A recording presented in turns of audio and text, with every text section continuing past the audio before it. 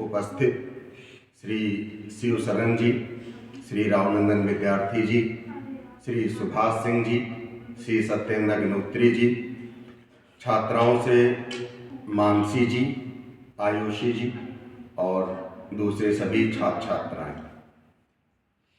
हम सभी जानते हैं कि भारत राष्ट्र ने बहुत सारे परिवर्तन देखे हैं। एक समय ऐसा था जब हम विश्व गुरु कहलाते थे। एक समय ऐसा था जब हमारी अर्थव्यवस्था शीर्ष पर थी। एक समय ऐसा था जब हम साहित्य के सिरमौर थे। एक समय ऐसा था जब विज्ञान, गणित, खगोल विज्ञान, कृषि, ये सभी में हम बहुत आगे थे और पूरे विश्व को ये बताते थे कि वो अपना जीवन कैसे सुधारे। एक बात मैं आपको और बताना चाहूँगा कि अग्रणी होते हुए भी कभी विज्ञान का भारत ने दुरुपयोग नहीं किया। हमेशा मनुष्य के हित में ही सारे सिद्धांत बनाए गए, सारे कार्य किए गए। कभी किसी को सताने के लिए, कभी किसी को डराने के लिए हमने विज्ञान का प्रयोग नहीं किया। लेकिन फिर भी कई सौ साल ऐसे आए जब हमारे लिए बहुत कष्टकारी थे। भारत अपनी प्राचीन सभ्यता को भूल गया। हमारे लोग भूल गए कि कभी हम भी राजा होते थे। हमारे लोग ये भी भूल गए कि हम कभी इतने अग्रणी थे। हमारे लोगों ने अपने संस्कार भुला दिए, अपनी संस्कृति भुला दी। लेकिन फिर भी हम जैसे तैसे बचे रहे और बात को आज़ाद भी हुए। आज़ादी के भी 70 वर्ष से अधिक साल हो गए और उनमें भी बहुत सारा कोई अच्छे कार्य भी हुए और कुछ पर ध्यान समुचित नहीं जा पाया। एक समय ऐसा था जब भारत खाने के भी हमारे पास समस्याएं थी। अन्न इतना नहीं होता था कि हमारे देशवासी 2 वक्त का भोजन कर सकें। तब हमारे राष्ट्र के सबसे महान प्रधानमंत्रियों में से एक परम आदरणीय श्रद्धेय श्री लाल बहादुर शास्त्री ने यह नारा दिया था कि हम 1 वक्त का व्रत करेंगे। और उस 1 वक्त के व्रत में हमने बहुत सारा अनाज बना लिया, बहुत सारा बचा लिया। आज स्थितियां बदल चुकी हैं। आज अन्न उत्पादन के क्षेत्र में भारत आत्मनिर्भर भी है, बल्कि विश्व के कई राष्ट्रों को भारत से अन्न की सप्लाई भी की जाती है। आज हम यहाँ पर ये बताने के लिए इकट्ठा हुए हैं कि नागरिक के रूप में आपके कर्तव्य क्या हैं। हम सभी अपने अधिकारों की तो खूब बात करते हैं कि हमारे ये अधिकार हैं, हमारे ये अधिकार हैं, हमारे ये अधिकार हैं, लेकिन क्या कभी हमने अपने कर्तव्यों की भी बात की है? क्या हम अपने कर्तव्यों के प्रति भी उतने ही जागरूक हैं जितना कि अपने अधिकार के प्रति? क्या हम ये ध्यान रखते हैं कि स्वच्छता का क्या महत्व है? छोटी छोटी सी बातें हैं लेकिन बहुत ही महत्वपूर्ण है। और एक बात मैं आपसे और भी कहना चाहूँगा कि अधिकार भी तभी तक सुरक्षित रहेंगे जब तक कर्तव्य के प्रति हम पूर्ण निष्ठा से, ईमानदारी से कार्य करेंगे। इसलिए आज हम ये शपथ लेते हैं सभी कि इन नागरिक कर्तव्यों पर हम पूरी निष्ठा से कार्य करेंगे। और न सिर्फ हम कार्य करेंगे, आप पढ़े लिखे हैं, इनमें से कई छात्राएं ऐसी हैं जो भविष्य में शिक्षक बनेंगी, आप शिक्षक बनेंगे। कई और भी छात्र छात्राएं यहाँ पर बैठे हुए हैं, शिक्षक साथी हैं हमारे, प्रबंध तंत्र से हैं। तो हम न सिर्फ नागरिक कर्तव्यों का पालन करेंगे बल्कि अपने आसपास के लोगों को भी जागरूक करेंगे कि नागरिक कर्तव्यों का वह भी पालन करें और उसके क्या लाभ हैं, क्या उनकी जिम्मेदारी है, दूसरों को भी बताएंगे। पर्यावरण आप देख रहे हैं दिन प्रतिदिन प्रदूषित होता जा रहा है। पहले हम लोग घर का कोई सामान होता था तो घर में कपड़े के झोले में लाते थे। आज आप सब्जी लेने जाइए तो आलू के लिए एक पॉलीथीन, प्याज के लिए एक पॉलीथीन, मटर के लिए दूसरी पॉलीथीन, तीसरी सब्जी के लिए तीसरी पॉलीथीन, ऐसे ऐसे करके 10 पॉलीथीन में आप थोड़ी सी सब्जी लाते हैं। पॉलीथीन का प्रयोग करना जैसे लगता है हमारी आदत में सम्मिलित हो गया है। फिर हम देखते हैं कि हमारे जो नदियां हैं, हमारे नाले हैं, हमारा पूरा सीवेज सिस्टम है, वो जाम हो गया है इसी पॉलीथीन की वजह से। ये केवल इतना ही नहीं हुआ है, जब नदियों में ये पॉलीथीन जाता है तो इसका जहर धीरे धीरे घुल करके ज़मीन के अंदर जाता है और वहाँ भूमिगत जल में ये जहर मिल जाता है। तो पेयजल भी हमारा जहरीला हो रहा है। आखिरकार हम इस पॉलीथीन से कैसे बचें? तो कोई बहुत बड़ा कार्य हम ना करें, लेकिन जो पहले हमारी माँ करती रही हैं, हमारी दादी करती रही हैं, केवल आप उसी का अनुकरण ही कर लें। आप घर में झोला सिलवा लें कपड़े के। हमें तो बचपन में ध्यान है कि पापा का जो पैंट पुराना हो जाता था तो उसी का मम्मी, क्योंकि पैंट का कपड़ा मोटा होता था, तो उसी का झोला बना देती थी और हम सारी सब्जी झोले में लेके आते थे, कभी कोई दिक्कत नहीं। हमें तो नहीं ध्यान कि हमने बचपन में कभी ये देखा हो कि आज नदी और नाले पूरे पॉलीथीन से पटे पड़े हैं। तो आपसे हमारा ये अनुरोध है कि पॉलीथीन के प्रयोग से बचेंगे और छोटे छोटे उपाय करेंगे। आप अपने घर में कपड़े का झोला ले जा करके ही बाजार से सामान लाइए। कहीं लड़ना नहीं है, कहीं जिंदाबाद और फलाने बाद ये सब नारे नहीं लगाने हैं, स्वयं में परिवर्तन करना है। हाँ, थोड़ा सा जब आप अपने में परिवर्तन लाएंगे तो आपको देख करके आपके जो छोटे भाई हैं, छोटी बहन हैं, वो भी आपसे सीखेंगे। क्योंकि छोटे जो होते हैं वो बड़ों को ही फॉलो करते हैं। बड़े क्या कहते हैं यह महत्वपूर्ण उतना नहीं होता है जितना यह महत्वपूर्ण होता है कि बड़े क्या करते हैं। हम जो बड़े करते हैं उससे हमारे छोटे ज़्यादा सीखते हैं। जैसे कि अगर हमारे शिक्षक ये कहें कि बेटा तुम पान मसाला मत खाओ, तो सुन लेगा और देखेगा कि सर जी खुद ही पान मसाला खा रहे हैं और पान मसाला खाया और पुड़िया वहीं फेंक दी, तो वो बात उस पर ज़्यादा असर करेगी और वो भी सोचेगा यार जब हमारे टीचर, हमारे शिक्षक पान मसाला खा रहे हैं तो ठीक है, हम भी पान मसाला खा सकते हैं। फिर वो पान मसाला, हाँ, तो इसलिए हम करके दिखाएं, हम पॉलीथीन के प्रयोग से बचें। पेयजल की समस्या बहुत बार देखते हैं कि नल, गाँवों में भी हम आते हैं तो देखते हैं कि लोग सड़क में पानी ऐसे ऐसे बहा रहे हैं, सड़क में बहा रहे हैं, अपनी गाड़ियां धो रहे हैं, भैंसों को खूब नहला रहे हैं। तो पेयजल तो बड़ा सीमित है और आपके क्षेत्र में तो पेयजल दिन प्रतिदिन नीचे चलता जा रहा है। अभी हमने जो शोध कराया है कॉलेज ने एक करीब 3 साल पहले, तो ये पाया कि पिछले 20 वर्षों में पेयजल कई फीट नीचे जा चुका है और ये पेयजल के नीचे जाने की रफ्तार जो है निरंतर बनी हुई है। तो आपसे ये अनुरोध है कि पेयजल को बहुत सोच समझ के खर्च करें। अगर आपके यहाँ कहीं नल, कॉलेज में ही नल कहीं बह रहा है तो उसको बंद कर दें। जितनी ज़रूरत हो उतना ही पानी प्रयोग में लाएं। कपड़ों में जो टेक्सटाइल इंडस्ट्री है इसमें पेयजल बहुत बर्बाद होता है, घर के कपड़े धोने में पेयजल बहुत बर्बाद होता है। तो कपड़े धोते समय भी अगर हम थोड़ा सा ध्यान रखेंगे तो बहुत सारा पीने का पानी बचा सकेंगे। आज आपको बहुत सारी बातें लगता है कि अरे कल ऐसा कुछ नहीं होगा, लेकिन पूरी दुनिया में ऐसे कई शहर हैं जहां पेयजल समाप्त हो गया। बड़े बड़े बंगले, बड़े बड़े घर, छोटे घर, झोपड़ी सब थे वहाँ, सबको पूरा शहर छोड़ के जाना पड़ा। अगर आप पानी नहीं बचाएंगे तो यही स्थिति आप पर भी आ सकती है। इसलिए बस छोटे छोटे कार्य करिए, जहाँ पर भी पानी बह रहा हो उसको बंद कर दीजिए।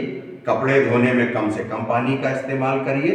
ये भैंस नहलाने में और सड़क में यूं ही ऐसे ऐसे बहा रहे हैं रबड़ से, तो ये सब बातें भाई बंद करिए और पेयजल बचाइए और पर्यावरण को बचाने में अपना योगदान दीजिए। आपके यहाँ बिजली जल रही है, बल्ब जलते रहते हैं, पंखे चलते रहते हैं। देखिए कई बार कॉलेज में बच्चे चले जाते हैं एक क्लास से दूसरी क्लास में। जैसे आपकी कंप्यूटर की लैब हुई तो क्लास में आप बैठे हुए हैं क्लास से आप लैब चले गए, पंखे वैसे ही चल रहे हैं, बत्तियां वैसी ही चल रही हैं, तो कितनी बिजली का अपव्यय हो रहा है। इसी प्रकार घर में भी कई बार ज़रूरत नहीं होती है तो भी वहाँ के बिजली और बत्ती और पंखा चलते रहते हैं। बिजली किससे बनती है? बिजली कोयले से बनती है, और एक दिन की बिजली पूरी दुनिया में जो चलती है उसके लिए जिस कोयले की ज़रूरत पड़ती है, उस कोयले को पृथ्वी ने बनाने में कई लाख वर्ष लगाए हैं। कई लाख वर्ष में उतना कोयला बनता है जितना हम एक दिन में खर्च कर रहे हैं। सोचिए, अगर ऐसी ही रफ्तार रही तो कैसे पृथ्वी सुरक्षित रहेगी। और फिर जो बिजली बनने में कोयला जलता है तो उससे कार्बन उत्सर्जन भी होता है, राख भी फैलती है। तो जितनी आप छोटी छोटी बचत करके बिजली की बचत करेंगे तो ना सिर्फ आपका बिल कम होगा बल्कि आप कोयले की भी बचत करेंगे, कार्बन उत्सर्जन घटाएंगे और प्रदूषण को नियंत्रित करने में अपना महत्वपूर्ण योगदान दे सकते हैं। हमारे यहाँ, जैसा मैंने प्रारंभ में बात करी कि विज्ञान बहुत आगे था, गणित बहुत आगे थी, और आप देखेंगे जाके कि कुतुब मीनार में करीब 1000 वर्ष से अधिक आयु का एक खंभा लगा हुआ है लोहे का, और उसमें बारिश भी होती है, वहाँ पर तूफान भी आता है, आंधी भी आती है, लेकिन उसमें जरा भी जंग नहीं लगी हुई है। शायद वो गुप्तकालीन पिलर है, गुप्तकाल का वो लोहे का खंभा लगा हुआ है, लेकिन उसमें 1000 वर्ष से अधिक का समय बीत जाने पर भी कोई भी जंग नहीं लगी है। यानी उस समय का जो हमारा रसायन विज्ञान था, मेटलर्जी थी, वो बहुत अग्रणी थी, पूरी दुनिया उससे सीख लेती थी। तो हम इसी प्रकार हमने क्या किया है कि हम भूल गए कि हमारा पहनावा क्या था, हम भूल गए हैं कि हमारे संस्कार क्या थे। हमारे यहाँ क्या बताया गया है श्री रामचरितमानस में कि प्रातः उठ के सबसे पहले हम अपने माता पिता को प्रणाम करें, गुरु को प्रणाम करें। ये हमारा, और आज क्या है, हम देखते हैं बच्चे मतलब माता पिता को ही प्रणाम करने में उन्हें बड़ा कष्ट होने लगा है। तो ये जो संस्कार है, अपने जो संस्कृति है, इसको आप थोड़ा सा इसमें अध्ययन करिए, थोड़ा शोध करिए। और आपके यहाँ तो एक्शन रिसर्च है ना, आपके यहाँ एक्शन रिसर्च है, कुछ चीज़ें मुझे भी बताइए कि भाई आपके यहाँ प्राचीन भारत में कैसे कार्य होता था, कहाँ विज्ञान था। और आगे तो हम थे ही थे। विश्व की सबसे सोने पहली या दूसरी अर्थव्यवस्था थी हमारी, सोने की चिड़िया कहा जाता था हमको। और विश्व गुरु, कई लोग कहते हैं विश्व गुरु हो जाएंगे, विश्व गुरु हो जाएंगे, तो ये कोई बड़ी बात नहीं है। विश्व गुरु तो भारत था ही, पूरे विश्व से लोग यहाँ पढ़ने आते थे, पूरे बड़े बड़े विश्वविद्यालय थे हमारे यहाँ। हाँ, ऐसा एक बुरा समय भी आया जब विश्वविद्यालय सब नष्ट कर दिए गए, आक्रांताओं ने उनमें आग लगा दी, पुस्तकालय सब जला दिए गए, वो समय भी आया। लेकिन फिर भी हमको पुराने गौरव को प्राप्त करना है, और जब तक आप पुराना गौरव नहीं प्राप्त करेंगे, ज्ञान का गौरव प्राप्त करना है, और विश्व बंधुत्व की भावना से पुनः हम सभी को आगे बढ़ना है। और कैसे आगे बढ़ना है, पहले आप आगे बढ़िए, आप अपना विकास करिए। हमारे यहाँ क्या कहावत थी, देखिए अधिकतर आप में छात्राएं ही हैं, महिलाएं ही हैं। हमारी क्या संस्कृति थी, हमारे यहाँ ये बताया गया कि जिस घर में महिलाओं की पूजा होती है वहाँ देवता बसते हैं, ये हमारी संस्कृति थी। और फिर क्या होने लगा आने वाले समय में कि महिलाओं पर बड़े अत्याचार हुए, महिलाओं को पुरुषों ने अपने से कम आंकना शुरू कर दिया, अपनी संस्कृति भूल गए। तो हमारी संस्कृति क्या थी कि हम उस घर में देवता बसते हैं जहाँ महिलाओं की पूजा होती है। ये हजारों वर्ष से हमारी संस्कृति थी। हमारे राष्ट्र में सबसे पहली जो विश्व की महिला कुलपति हुई वो आपके राष्ट्र में हुई, भारतवर्ष में। बहुत सारी विदुषी हुई, बहुत बड़ी बड़ी विद्वान हुई हैं आपके यहाँ। बाद में भी देखिए कि हमारे यहाँ महिला प्रधानमंत्री बनी, महिला राष्ट्रपति हैं आज, महिला मुख्यमंत्री हुई, महिला राज्यपाल हैं। बड़े बड़े राष्ट्रों में जो कहते हैं कि हम बहुत विकसित हैं, हमारे यहाँ की सभ्यता बहुत आगे है, इवन अमेरिका में आज तक कोई महिला राष्ट्रपति नहीं हुई है, जबकि आपके यहाँ है। क्यों है? क्योंकि अभी भी संस्कृति का अंश हमारे अंदर बचा हुआ है।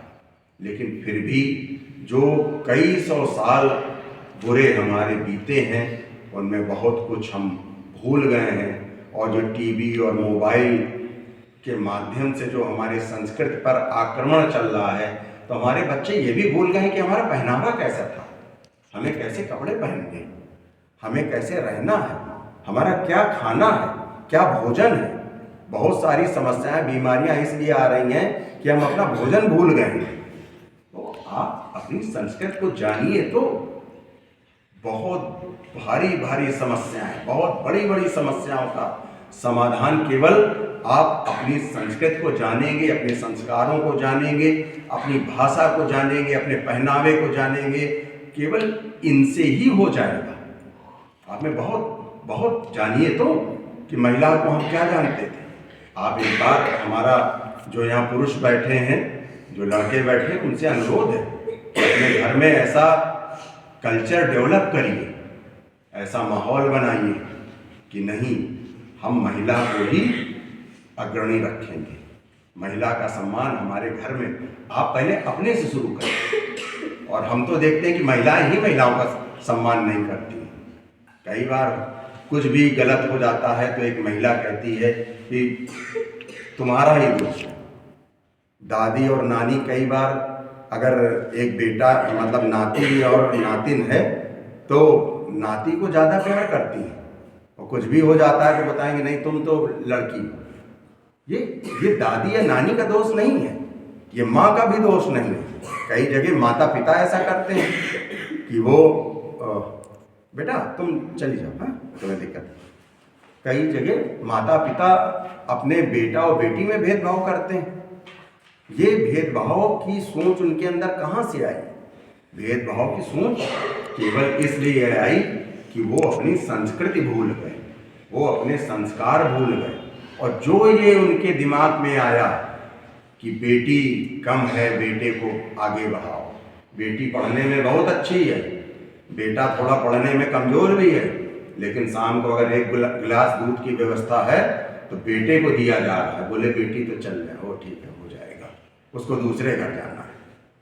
ये सोच हमारी थी नहीं, ये सोच आ गई है। हमारी सोच तो वही थी कि जिस घर में महिला की पूजा होती है वहाँ देवता बसते हैं।